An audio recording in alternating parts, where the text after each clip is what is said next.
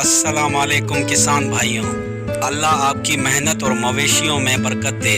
आज मैं आपको एक बहुत अहम मसले का हल बताने जा रहा हूँ। अगर कभी गाय का बच्चा मुर्दा पैदा हो या जोर लगा के निकालना पड़े और उसके बाद गाय का पेशाब रुकने का नाम न ले, तो किसान भाइयों घबराना मत। ये मसला हमारे देहात में आम है और इसका देसी इलाज मौजूद है।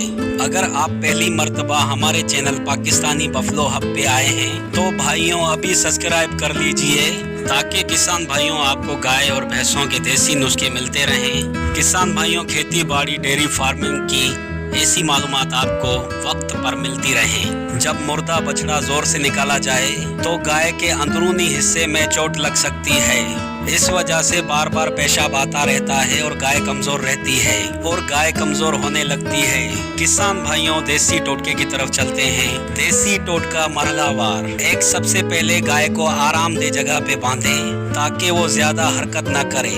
किसान भाइयों आधा किलो दही लें तो इसमें आधा चम्मच हल्दी का डालें और अच्छी तरह से मिक्स करें। ये कुदरती एंटी सेट पट का काम करेगा। ये दही गाय को दिन में 2 बार पिलाएं, सुबह और शाम 3 दिन तक। सुबह और शाम 3 दिन तक ये दही आपको पिलानी है। साथ ही थोड़ा सा नमकीन पानी, नमक घुला हुआ नीम गर्म पानी 1 कप सुबह पिलाएं। ये अंदर की सूजन कम करेगा और जरासीम खत्म करने में मदद देगा। अगर किसान भाइयों अगर सहूलत हो तो थोड़ा सा मेथी दाना तकरीबन 2 चम्मच इसको उबाल कर नीम गर्म पानी करें। किसान भाइयों अगर मेथी दाने वाला पानी पिलाओगे तो गाय के लिए मुफीद है फौरी तौर पे। किसान भाइयों ये जो नुस्खा है आम हालात में फायदा मंद है, मगर अगर गाय को बुखार हो और खून आए, तकलीफ ज्यादा हो तो किसान भाइयों फौरन करीबी डॉक्टर को दिखाएं ताकि कोई बड़ी बीमारी ना हो। उम्मीद करता हूं किसान भाइयों ये जो मैंने आपको देसी टोटका बताया है आपकी गाय के लिए फायदा मंद होगा।